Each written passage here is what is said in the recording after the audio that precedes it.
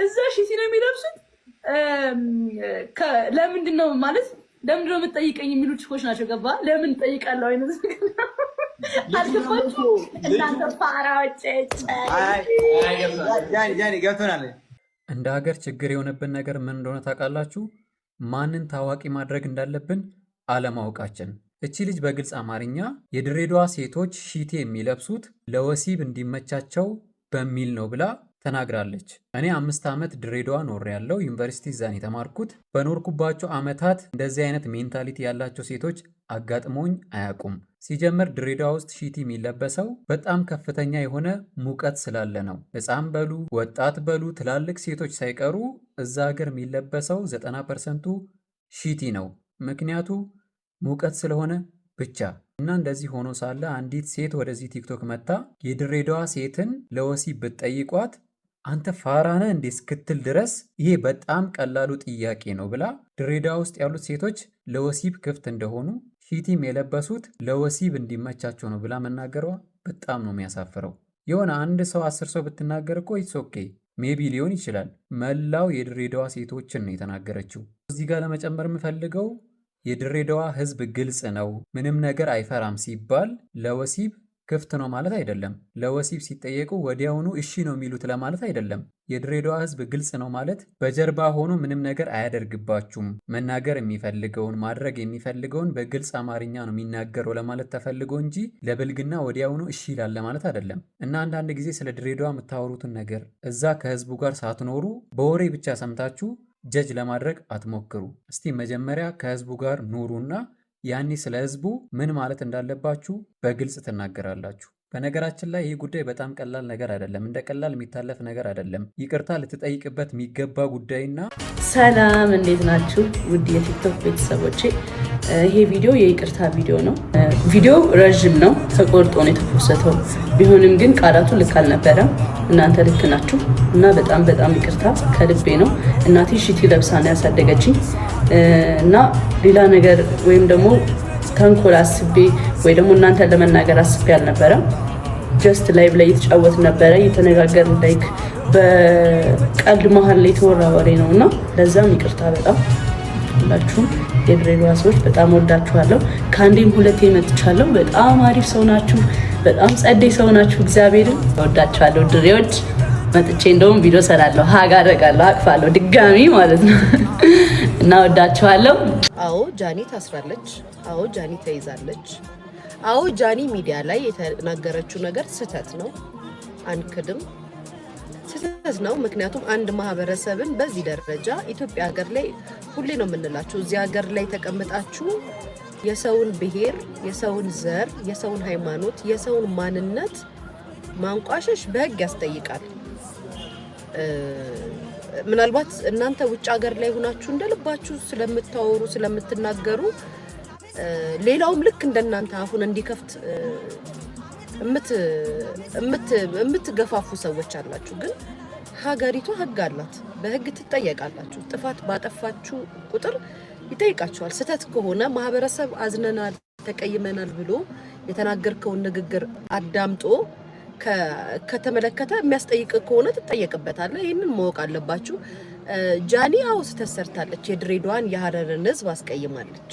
ሰላም እንዴት ናችሁ? ይህን ቪዲዮ የምሰራው ለድሬዳዋ መስተዳድርና ለድሬዳዋ ህዝቦች ነው። እባካችሁ ያው ጃኒ አጥፍታለች። በእርግጥ ማንም ሰው ከህግ በላይ አይደለም። በጣም ይቅርታ እንድታረጉላት ነው ይህን ቪዲዮ የምሰራው። እባካችሁ አውቃለሁ ተናዳችኋል፣ ከፍቷችኋል።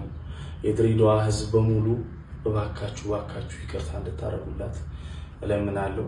በጣም በጣም በጣም ይቅርታ በእናታችሁ በቃ ይቅርታ። አጥፍታለች። በቃ የአጋጣሚ ጉዳይ ነው።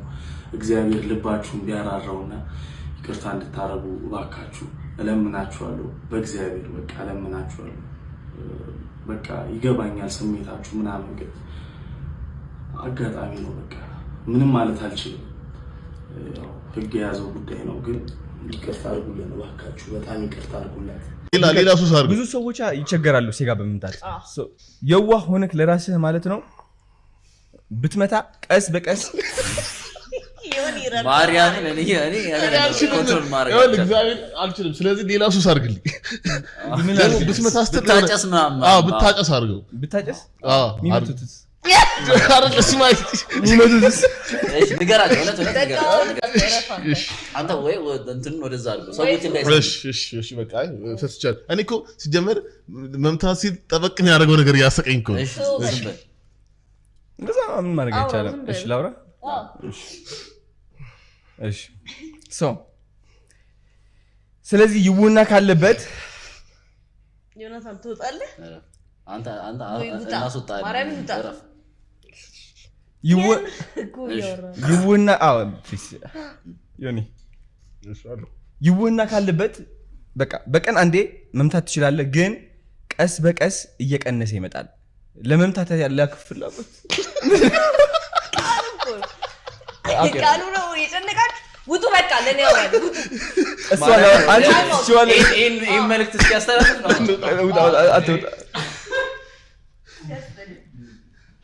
አንተ ለካሜራ አውራላችሁ፣ የምር አውራላችሁ። እኔ ሰማሁ ላንቺ ሳላው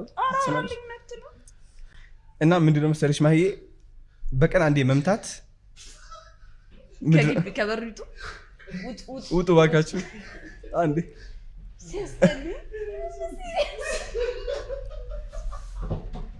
ሰበር መረጃ ለአርሰናል ደጋፊዎች አዶናይ ሼሽኮ ቱ አርሰናል ሂ ዊ ጎ።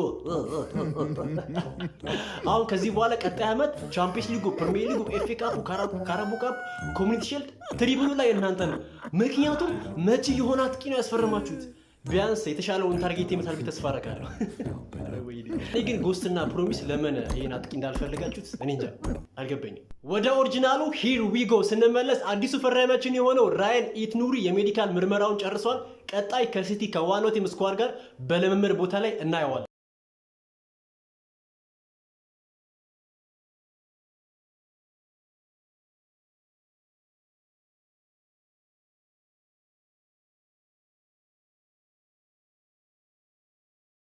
ወንዶች ከጨነቃቸው አክሰፕት ዮርሰልፍ ቢ ኦኬ ሴጋ በመምታቸው ምታቀም በቀቀ ምንድነው? ቆይ ምንድነው የሚመታው? ማን ነው የሚመታው? ማን ነው እሱ የጠራው ሰውዬ? ከቴክኖሎጂ ጋር እየሄድኩ አይደለም ወይ የሆነ ወደ ኋላ እየቀረው ያለሁት አላቅም። ብቻ ግን ማለት ነው ችግር ይምታክ።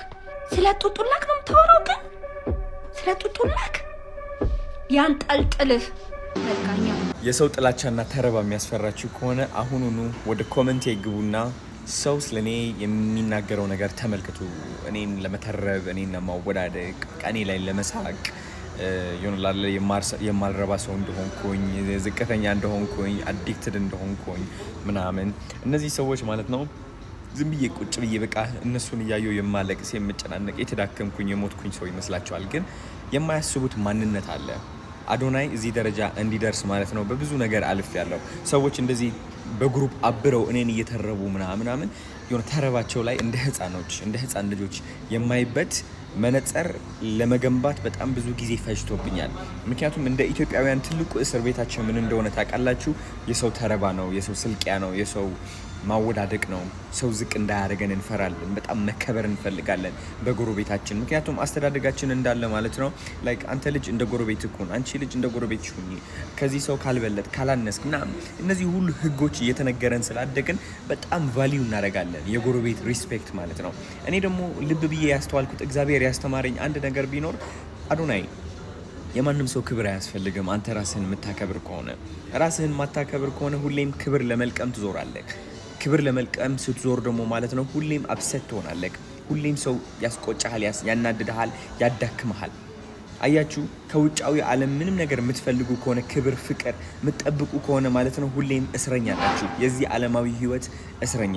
ስለዚህ ከውጫዊው ነገር የምትፈልጉት ሁሉ ነገር ራሳችሁ መስጠት ትችላላችሁ። ውስጣችሁ ላይ ነው ያለው።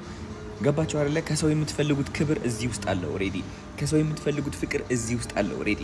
ኩባያችሁን በውሃ ሙሉትና በምንም ተአምር እስረኛ ልትሆኑ አትችሉም። የዚህች ዓለም እስረኛ ልትሆኑ አትችሉም። እንደኔ ማአት በሚሊዮን የሚቆጠሩ ሰዎች እያዩ እየተረቧችሁም እያለ ማለት ነው ላይክ ለራሳችሁ ትቆማላችሁ፣ ስቲል ለራሳችሁ ታከብራላችሁ፣ ስቲል ቀና ብላችሁ ትናገራላችሁ፣ ስቲል ማንንም ሰው አታፍሩም፣ ድምናትሉም። ኢቭን ማአት ሰው እንድታፍሩ ለማድረግ እየሞከረም እያለ ስለዚህ መነጽራችሁ ቀይሩ። አሁን ከኔ መማር ያለባችሁ እናንተ አዶናይ በቃ ሴጋ አዲክት ነው ወይኔ ተበላሸ ይህ ልጅ በቃ መቆጣጠር አይችልም ራሱን የሚለው ነገር ሳይሆን ማለት ነው አዶናይ ምን አይነት ሰው ምን ይለኛል የሚለው ፍርሃት ቢሰብረው ነው እንደዚህ ግልጽ ሆኖ የሚናገረው። እኔ ደደብ ስለሆንኩኝ ወይም ጅል ስለሆንኩኝ አይደለም እንደዚህ አይነት ነገር አውጥቼ የምናገረው። ምን አይነት ተረባ እንደሚደርስብኝ አውቀዋለሁ። ምን አይነት ሰው ለኔ ያለው አመለካከት እንዴት አባቱ እንደሚቀየር አውቀዋለሁ። ከብዙ ብራንዶች ወይም ደግሞ ካምፓኒዎች ያለኝ የአድቨርታይዝመንት ኦፖርቹኒቲም ሉዝ ያደረኩበት ነገር ነው። ገባችሁ? እኔ ላይክ የማያስብ ጭንቅላት ኖሮኝ ሳይሆን it's because I don't really care anymore። በራሴ ተማመናለሁ። ገባችሁ? ገንዘብ የማመጣበት ኦሬዲ ስኪል አለኝ፣ እውቀቱ አለኝ፣ እንዴት አድርጌ መስራት እንደምችል። ጠላቶች እንዲያቆሙኝ አልፈቅድም፣ ተረባ እንዲያቆሙኝ አልፈቅድም። ሁሌም በራሴ ተማመናለሁ። ከዛ እግዚአብሔር ምንድነው የሚያደርገው? ትክክለኛ ሰዎች ወደ ህይወቴ ያመጣልኛል ማለት ነው። ስለዚህ በረከታችሁ ሁሌም በእግዚአብሔር የተቀመጠ ነው። ልንገራችሁ፣ እግዚአብሔር ለእናንተ መንገዳችሁ አውጥቶላችኋል። እግዚአብሔር የጻፈው ደግሞ ማንም ሰው ሊሰብረው አይችልም። በተረባ ሊሰበር አይችልም፣ በንቀት ሊሰበር አይችልም፣ በጥላቻ ሊሰበር አይችልም፣ በምንም ተአምር። አያችሁ እናንተ ብቻ ማድረግ ያለባችሁ ማለት ነው እግዚአብሔር እመኑት። ከሰው ክብር፣ ፍቅር፣ እንክብካቤ፣ የውህና ጭብጨባ መጠበቅ አቁሙ። ጭብጨባ ጠባቂ ከሆናችሁ ለቡ ታሳሪ ናችሁ። ገባችሁ አይደለ? ፍቅር የምትፈልጉ ከሆነ በጣም የጥላቻ ፈሪ ናችሁ ማለት ነው። ስለዚህ ፍቅር ማትፈልጉ ጥላቻ ማትፍሩ፣ መሀል ላይ ሆኑ። ጭብጨባ ማትፈልጉ ቡም አትፍሩ፣ መሀል ላይ ሆኑ። የራሳችሁ አንጨብጫቢ ሆኑ፣ የራሳችሁ አፍቃሪ ሆኑ። እሱ ላይ ነው ያለው መፍትሄው፣ እሱ ላይ ነው ያለው ቁልፉ። የምትፈልጉት ህልም፣ የምትፈልጉት አላማ ማሳካት ከፈለጋችሁ ያቺ ህልምና ያቺ አላማ ከዛች ፍርሃት በስተጀርባ ነች። ከዛች የምታስፈራችሁ ተረባ በስተጀርባ ነች። ከነዛ የሚያስፈሯችሁ ጠላቶች፣ ሄተሮች በስተጀርባ ነች። ልብ ብላችሁ ካስተዋላችሁ እናንተ የሚያቆማችሁ ሁሌም is those people that you're afraid of እንጂ የምትፈልጉት ነገር እኮ ማሳካት ትችላላችሁ። አሁን ብዙዎቻችሁ ወጣችሁ ካሜራችሁ አብረታችሁ መጨፈር፣ መናገር ትፈልጋላችሁ፣ ህይወታችሁ ማሳየት ትፈልጋላችሁ፣ ግን ሁሌም የሚያስፈራችሁ ሰው አለ። ስለዚህ ከኔ የምትወስዱት ማለት ነው ስለዚህ ጋር ማውራት ሳይሆን ማለት ነው እንዳወራ ያደረገኝ ድፍረቴን ተመልከቱ። ያ ሁሉ ሰው እየተረበኝ ያለ በኮንፊደንስ መምጣቴና መደነሴ፣ መሳቄ፣ ራሴን መሆኔን ተመልከቱ። እሱ ነው እናንተ ማበረታታት ያለበት። ለዛም ነው አሁን መናገር ብቻ አቁሜ በአክሽን እያሳየኋችሁ ነው።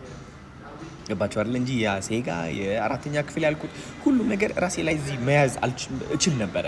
ምንም አይመስለኝም። መጥራቃ ስለሆንኩኝ ወይም ደግሞ ዝም ብዬ አይምሮዬ ስለማያስብ አይደለም ዝም ብዬ ተናገርኩት። ይግባችሁ። ህይወታችሁ ከዛ እንዴት አባቱ እንደሚቀየር ልነግራችሁ አልችልም። ስለዚህ ካሜራችሁ አብሩ፣ ቪዲዮአችሁ ቅረጹ፣ ህልማችሁ ተከተሉ። ጊዜው የቲክቶክ ነው ያለው። አድቨርታይዝመንቶች ይመጡላችኋል ስታድጉ ማለት ነው። በመዓት በብዙ ሺህ ብሮች ነው የምላችሁ። ህይወታችሁ እየተቀየረ ይመጣል። እወዳችኋለሁ።